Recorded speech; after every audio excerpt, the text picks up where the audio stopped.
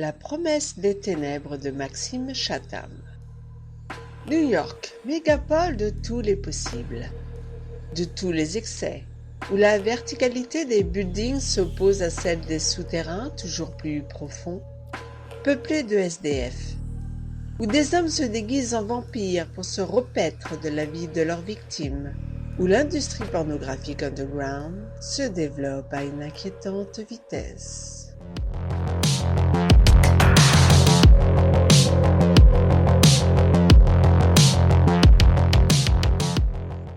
Brady O'Donnell est reporter freelance. Sa femme Annabelle est flic. Bradley cherche son dernier sujet, son meilleur ami. Pierre lui parle d'une dénommée Ruby, une actrice de porno. Pas franchement intéressé dans un premier temps, Bradley se laisse tenter finalement et surfe sur le site de la Belle où il découvre une vidéo où la jeune fille est terriblement malmenée, violée, battue. Intrigué, il rentre en contact avec elle et la voit lors d'un rendez-vous. Rendez-vous au cours duquel Ruby se suicide en se tirant une balle de gros calibre dans la tête, se défigurant au passage.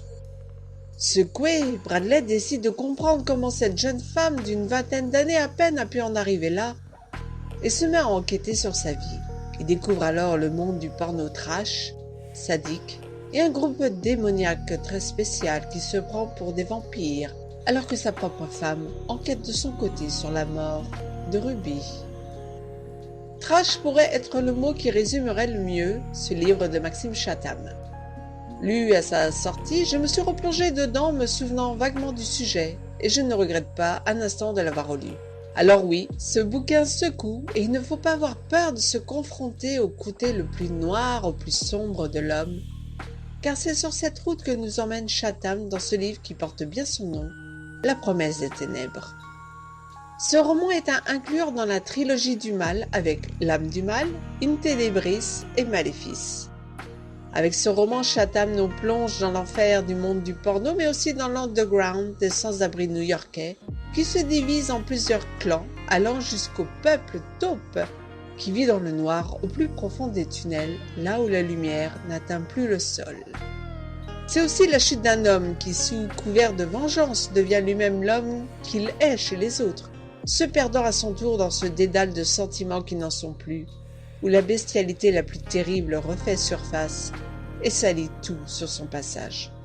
Sombre, noir, dérangeant, secouant, 4 autres mots qui me viennent à l'esprit, et pourtant, impossible de ne pas poursuivre la lecture encore et encore de ce bouquin, chapitre après chapitre.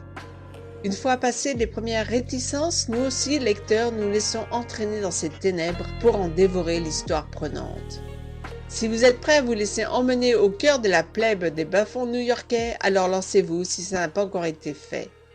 En plus de l'histoire très sombre, on notera que Chatham a fait de nombreuses recherches de documentation et c'est vraiment passionnant de découvrir New York sous cet autre versant. N'ayez donc pas peur de vous plonger dans ces ténèbres pour lesquelles j'ai mis la note de 5 sur 5. Laissez-vous entraîner par ce livre prenant et je vous dis à très bientôt pour une nouvelle critique sur audétourdunlivre.com. Si vous avez aimé cette chronique, n'oubliez pas de mettre un pouce vers le haut, de partager sur les réseaux sociaux afin de nous faire connaître et de vous abonner à notre chaîne si ça n'est déjà fait. À très bientôt pour une nouvelle critique sur audétourdunlivre.com.